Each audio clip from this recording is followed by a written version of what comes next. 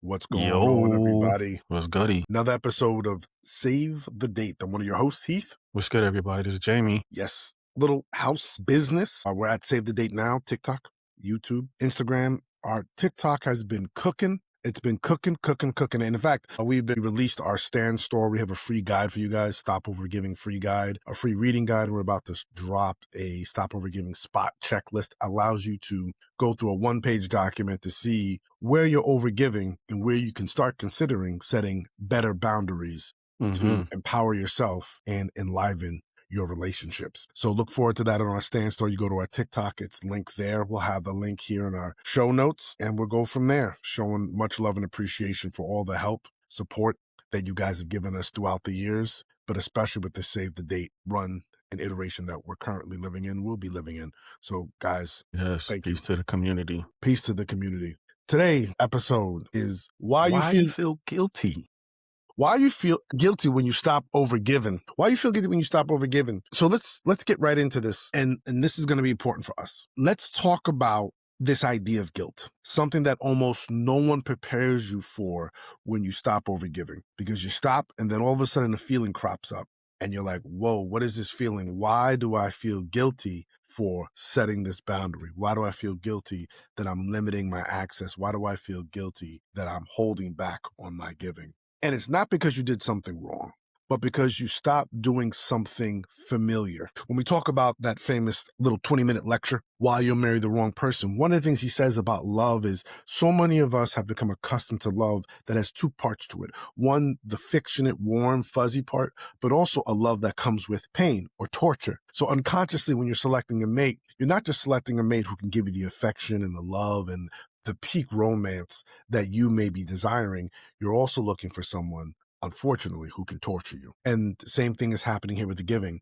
You've been giving and giving and giving. That has become habituated. It becomes a groove in your soul that you so easily ride or use to go from point A to point B in your relationships. And it has become so familiar to you, even though it is proven so detrimental to you. And so if you've ever pulled back, paused, or chosen yourself, I'm going to say that again. If you ever pulled back, paused, or chosen yourself and immediately felt uneasy, selfish, or afraid that you were doing too much or being too heavy-handed or possibly being too cruel, then this episode's for you. And we want to say this, and Jamie hits this nail on the head all the time when we talk about stopping overgiving. This isn't an invitation for you to become colder, for you to become cruel, Hard-hearted. It's about understanding why loving in a healthier way can feel uncomfortable at first. That's it. So again, this is not an open call for you to start applying the screws or putting someone's head in the vice grip to pop their Going to the eyes out. mattresses. Yeah. You made me pop your eyes out for Tony M. Anybody ever seen Tony Casino? Donks! Yeah, Tony Donks. You mother ever, he would have ratted on you already. So a little side joke, Jamie and I love the movie Casino. So that's just a classic scene. So let's get right into this and talk about what's happening. When guilt shows up, most people think that they've crossed the line, that they've done something wrong, that they violated a cultural standard or even offended somebody or gone out of their way to attack or control somebody. But in dating, guilt, how can I say this, often means you stopped over functioning. You stopped showing up. You stopped giving too much, too fast, too quickly, and such a level or volume that you're trying to overwhelm the person. To go back to our previous episodes, you're doing this because you're trying to prove your worth to them and show them that you're different and I can be better for you. I deserve love. I deserve love and you deserve love. So when you finally set that boundary, you stop texting, you stop over-explaining, you stop offering reassurance early, and you allow them to play within the boundaries that you have now set with your heart. And when that happens, your body's like, wait, what are you doing? It's an immediate shift that starts to happen within yourself. And that reaction is not morality. It's just conditioning. You're not doing anything wrong or inappropriate or out of the loop or anything outlandish. You are actually taking time for you to become habituated to a new reality, a new set of practices that are going to be healthier for you and important for you to move forward with your heart and with your love. Because ultimately, guys, this is about love. This is about you finding your person or creating the experience that you want that makes sense for you. Goes back to our togetherness framework. One of the key pillars of it is agreement. You're looking for agreement and connection where there's mutuality. You're considering your own needs. You're also considering their needs, and they're doing the same thing. So this is just important for us to just name. This is conditioning. You are not wrong. Stop moralizing your ability to say no when it's appropriate and when it's healthy, not just even for you, but for the dynamic and the relationship. Because I'll be very frank with you. When you say no, this is going to be surprising for some of us. You're actually helping the other person sometimes. Mm-hmm. You know, my mother used to say, this is going to hurt me more than it hurt you before she Before they start whoop breaking you. out some leather. Now, what does she mean by that? Well, because at the end of the day, you know, you feel that, well, I did something that I felt like I had to do in order to break a habit or break a behavior, but I know there's pain in it, right? So you think there's pain in it, but there's also something in it for them. So maybe that was a bad analogy using the spanking. No, But no, it you wasn't, follow. because it is pain in it for them too. Sometimes the pain of not being able to just take advantage of your giving. Yeah. And the pain that they'll need to become a better person. Snap. Maybe I have been Mistreating. inappropriate, Mm-hmm. mistreating you, Yeah. or hurtful, or ignorant, willfully ignorant of your requests, willfully ignorant of your needs. Mm. Maybe there's something I need to do to be a better person in this moment to bring back or attract attention. I remember when I was dating my now wife, and we had this habit of hooking up, talking, breaking up, hooking up. And again, we weren't breaking up because we weren't together, but we would have these times of being hot, being cold, being hot and being cold. And at one moment, she was just like, hey, listen, man, I done had enough of this, and shut me down. Because y'all are lukewarm? Yeah. I'll So I spew spit you you out. out. Yeah. And she shut me down from around December of 2006 to about January 2007. Didn't speak to me. But in that time, what did I do? I realized that she was done with me. I hit the mattresses. What did I mean? I went completely celibate. So, you know, my New Year resolution in 2007 was like, I'm just going to be celibate. Just hold it down.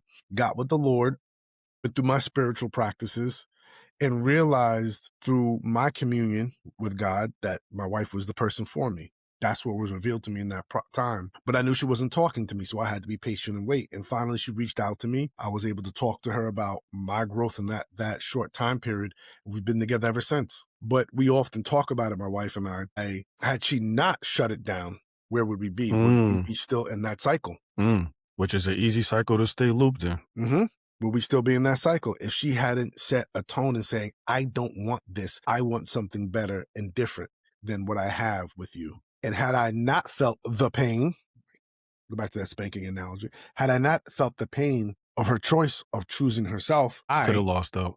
could have lost Completely. out. Yeah, completely. Because I could have been so hard-hearted and hardened to her requests to really examine and explore the idea of getting back together seriously, because I'm having fun or I'm keeping a status quo that's convenient for me, thinking this person is never going to flip. Now, I didn't think like that. I just thought this person was connected to me and we were having fun. And she was too, but not the fun was a comma, not a period. For me, it was a period, meaning there was more to the sentence that she wanted to add, more to the fun and more of contextualized fun that she wanted to have in a different type of relationship and a different type of interaction. So that's just an example of what it really means to say no and choose yourself. Now, perfect example, she benefited from it, but I benefited from it too, because some pain had to be injected in order for me to move forward. The pain of her saying no.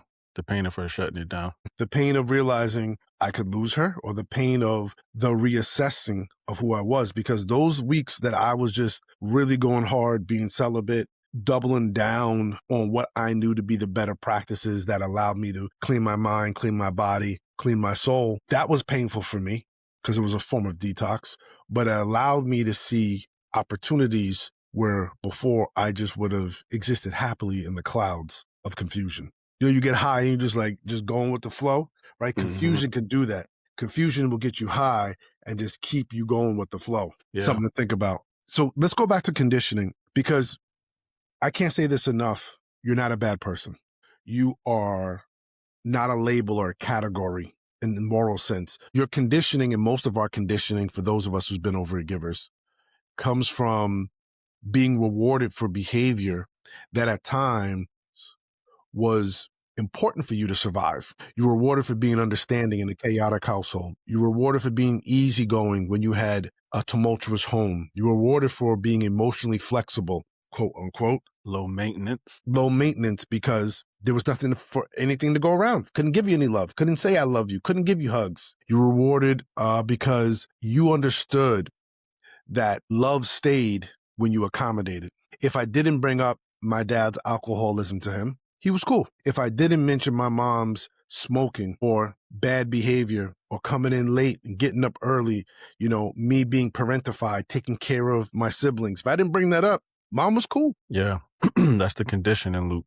If you don't challenge me, then you must be showing me that you love me. Mm-hmm. Mm-hmm. Yeah. And I didn't want to deal with your anger. You were stronger than me, bigger than me, more accustomed to the ways of the world than me. I can't open a bank account. I can't go get a car note. I can't go get a mortgage. I can't go be independent. So I'm going to be cool. And I'm going to give and accommodate and reimagine and be flexible. Acquiesce. Yeah. You got to bend. You stretch. Mm-hmm. You compromise. You do all of that. Mm-hmm. And when I do that, everyone's cool. Everyone's okay. Mm-hmm. Well, guess what? You are building up those habits within your nervous system. You're building up those habits within your brain.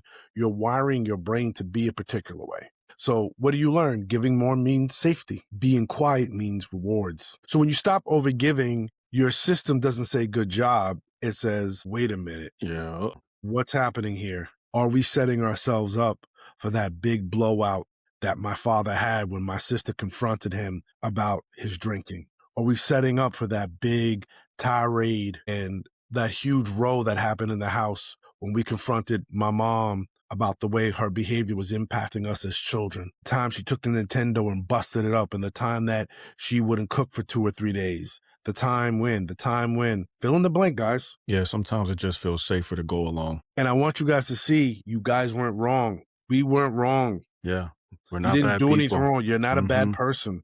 You're It's not a just the criminal. conditioning. You're not a villain. This is how we've been conditioned. This is how we've survived. Yeah. Just to pause on that. I mean, I hope a lot of people who are listening have come to realize that. And I mean, it's been talked about, I want to say a lot in the last 5 to 10 years, where people are learning that you cannot live just on survival mode all the time. Yeah. Yeah. You can't just live on just doing the least to be able to get by, or just accepting the least to be able to get by, or to keep the peace, or to, as Heath referenced earlier, to show somebody that you're worthy of love, or to prove yourself to them. Like, that is survival at its height, at its peak. And I just hope more people are seeing that you can't live life on survival mode forever. There are time and seasons for that, when it might be like you gotta grind it out. But especially in the context of dating, relationships, and love, accepting the least and hoping for the most, being disappointed over and over and over, taking it on the chin, and just being like, oh, well, you know what, this is just part of love, and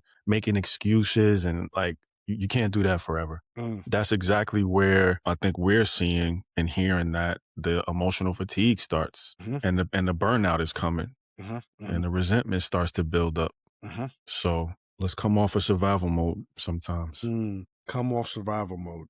It's an invitation for you to live into yourself and be yourself and the abundance that you hold within. Let's talk a little bit now about togetherness. For those listening to the podcast for the first time, save the date. We have what you call a togetherness framework, which is essentially our framework for how people can build life together. And in this framework, when we talk about it, we're talking about how two people form an agreement on terms that make sense for them. So one relationship may not look like another. Just like everyone has a fingerprint, but every fingerprint is unique. Same thing with relationships. Same thing with being together. And what we want you to understand, it's not just one person who's managing the emotional temperature of the relationship.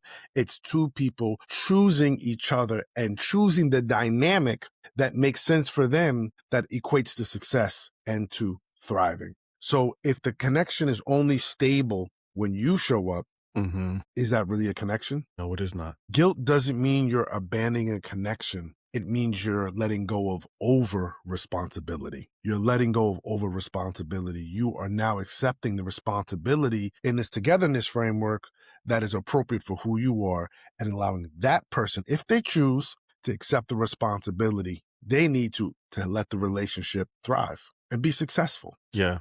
Because like you said, both people have to be choosing it Yes, consistently. It can't just be one person showing up all the time or carrying the load for both. yes, yes, yes. And we have to hammer this home so you guys are aware why guilt does not equal selfishness. Well, selfishness. So you have to understand that it is appropriate for you to say, I'm in a relationship, assuming you're in a monogamous relationship, right? There's different types of relationships. We're going to assume a monogamy. I'm in a relationship and there's something I bring to the table. There's contributions I bring. There's contributions that person brings. If you are over functioning and doing more and giving more, and that person is not trying to meet your contributions, support you, or support your contributions, then you're left in a space that is going to, as Jamie just said, leave you fatigued, leave you empty. It is literally going to destroy you. And we've hammered this home before. The mental health impacts are crazy. And Hmm. they are not positive, they are negative. Yeah. Yeah. So you have to understand by saying no, by saying, I don't think so, or no, this doesn't work for me, you're not being selfish. We have to understand that selfishness is rooted in people having and getting more or doing more just for themselves. Hmm. That's not what you're doing. If Yeah. anything, you're doing extra for yourself and someone else. Selfishness is taking more and doing more just for yourself. You're saying, I need a boundary because I'm exhausting myself. Yeah. I'm pouring out all of who I am into this relationship and not being filled back up. You're actually saying, also, I would add to that, you're actually saying, I'm better for you when I have something for myself as well. Like, I can't show up and give everything and overextend and overfunction and still have something for everybody else too. So it's like, I got to have boundaries to be able to keep my cup full so that I can Mm-hmm. give to you from my overflow. Or, maybe sometimes when you're a little deficient, I can help out because I have a little bit Mm-hmm. more. But if I'm always overgiving, if I'm always, carrying the weight, if I'm always overcompensating for what somebody else doesn't have, Mm-hmm. then yeah, I mean, I'm no good to Yes. to you or me. Yes, absolutely. So let's think about this in a practical reframe with one pertinent question. When you start to feel guilty by setting boundaries about stopping overgiving, stop overfunctioning, ask yourself this: what did I stop doing and who benefited from me doing it? What did I stop doing and who benefited from me doing it? This is actually really good in the dating context because I feel like a lot of people will say stuff like, especially around over explaining. Yeah.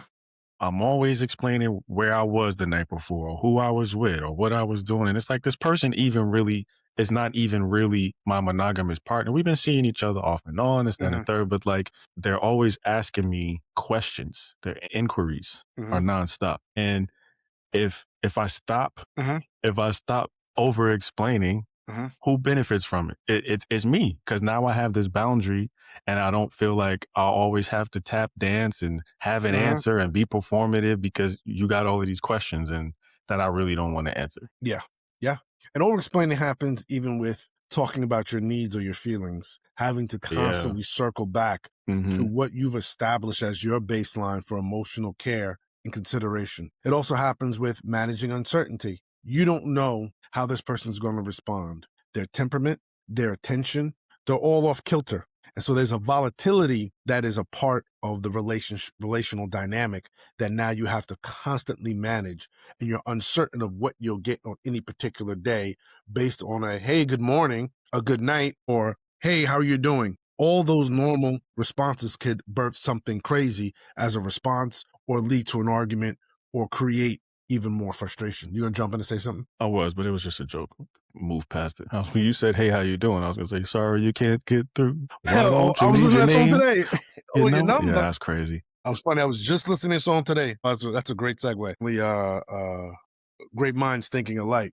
But if you recognize any of these patterns that we mentioned, and there's more that you could think of, then it wasn't guilt. It was you just understanding, or should you start to understand, you're withdrawing from an old pattern. Yeah, It's not good to feel volatility in a relationship. Trust me, the world will bring volatility to your relationship enough. on Ooh, a golden platter. ooh. Come right Yes, this way. We have all the volatility there's waiting for you. enough. Yes, enough volatility to go Please around. try today's special. Please have a double portion. No, that's real. That's real. Even I think carrying it's like some emotional momentum where it's like it's always on your shoulders if someone's sad to lift their spirits or you know what I mean? Somebody's always expecting you to make them happy or Mhm. you know, those patterns when you come off of that, it may feel That maybe I'm a yeah, I was cruel. gonna say Maybe I'm a jerk, or yeah, maybe I'm I'm a not bad cut out for person. relationships. Like, why wouldn't I want to lift their spirits? Why wouldn't I want to? But I don't want to say that's the wrong question, but reframe it. As Heath just said, if I don't do this, if I stop doing this, who will benefit from it? Mhm. And I would even take that a step further. If you can reason and rationalize that both you and your partner, your person, will benefit from you stopping this thing, you should definitely do it. Quick, fast, ASAP, and in a hurry. One of the things Jay and I talk about is the commitment to work and service in a relationship. And if you want a successful relationship, it requires commitment, work, forgiveness, all the classic behaviors that you've heard over the years, from the old timer relationships to what you may read in some of more of the cutting edge, well researched nonfiction books about relationship success in the modern dating era, the modern marriage era. So there's nothing wrong with work. There's nothing wrong with committing to work, but you have to be careful about relationship patterns or dynamics that truly drain you. And I'm bringing that up because Jay just mentioned something that's commonplace. Your spouse is down. They're going through a rough time at work. Your partner's down. They're going through a rough time at work.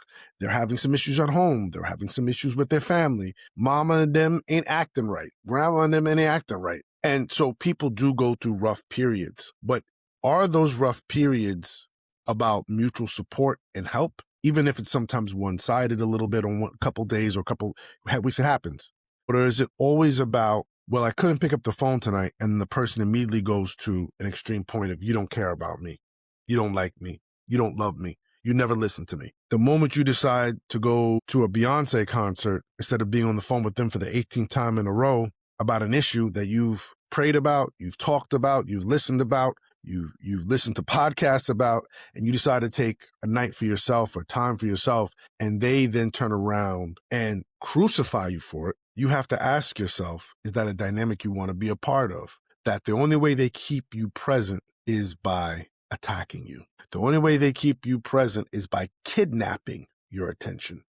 Holding it hostage. Holding it hostage. Just something to think about. Yeah. And this whole concept of guilt and giving is one of the reasons why Jay and I in a couple of weeks are going to be releasing the Stop Overgiving 7-Day Reset Guide. And it's not there to tell you what to do. It's there to offer you a place where you can resonate with what it means to stop overgiving, or what it means to understand overgiving, but then 2, what it means to stop overgiving.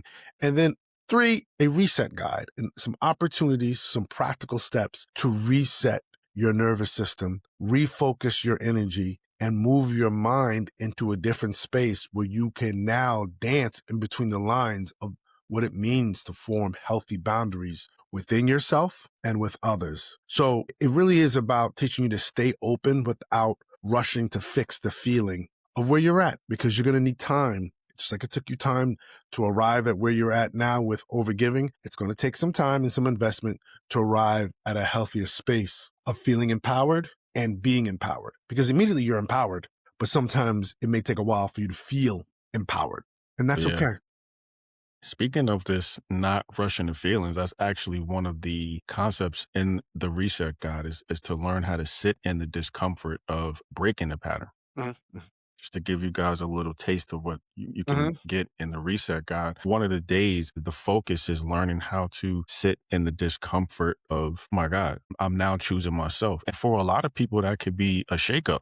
For a lot of people, as we're talking about in this episode, you might feel guilty. But again, it's not because you're doing something wrong. It's that you're recognizing your pattern from defaulting to always trying to show up and be the hero and, like you said, or carry the weight and all these different things. You're recognizing the pattern and you're choosing to do something different. Redirecting your energy maybe inward to yourself. As he talked about earlier, it's not selfish. It's just you're pouring into your own cup so that you have something for yourself to be able to give. In the case that you want to continue seeing this person and you want that relationship to progress, but you can't stay in the place of being depleted.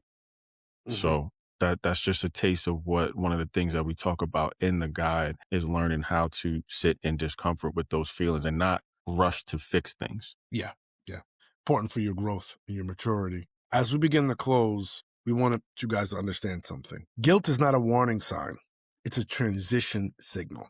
It's telling you you're now transitioning from where you're at in the space of overgiving to being in a space with understanding when, where, and how to give, and to whom to do it with, who to do it with. And that's important for your love life. That's important for your social and emotional development. And it's going to be important for you to define what it means to be successful in love. And again, it's the togetherness framework. That's something you determine with someone else. To go back to my fingerprint comparison, everyone has a fingerprint, but every fingerprint is unique. Your relationship will be unique. So we want to encourage you guys to just understand if you're feeling guilty, that's normal. It's okay. It's a bridge to a better and brighter future and a better relationship, not just with someone else, but with yourself. Yes. Remove the shame from guilt. Yeah. So with that said, guys, this has been another episode of Save the Date. We'll be coming at you with a TikTok live on Valentine's Day, which will be dropping the reset guide. So we're looking forward to that. In the meantime, we have a free guide for you guys. If you go to the Stand Store on TikTok, also be in the show notes. You can just download our free guides. We have a free reading guide, and we're also going to be dropping the free Stop Overgiving or the Overgiving Spot Checklist that allows you to go through a brief list to see where you're overgiving and gives you some steps to think about how to make some changes. Until next time, I'm Heath. I'm Jamie, y'all. Take care. Peace.